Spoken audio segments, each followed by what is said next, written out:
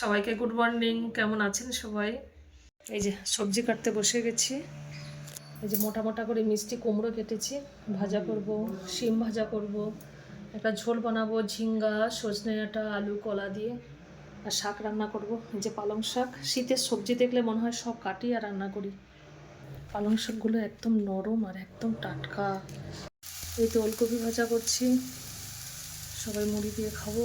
ছাদে জামা কাপড় মিলতে এসেছিলাম, হঠাৎ করে দেখতে পেলাম এই যে বেজিগুলো, কত বড় বড় বেজি। এখানে 4টে আর এই একটা 5টা।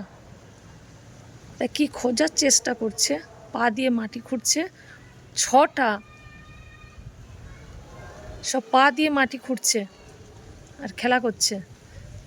এরা সারা দিন এই বাগান বাড়িতে এই প্রাচীরের উপরে ঘুরে বেড়ায়। কত বড় বড় বেজিগুলো।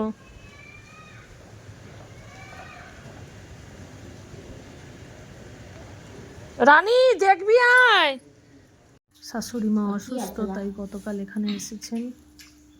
পরববিতার দায় আগের থেকে সুস্থ আছেন, ভালো আছেন।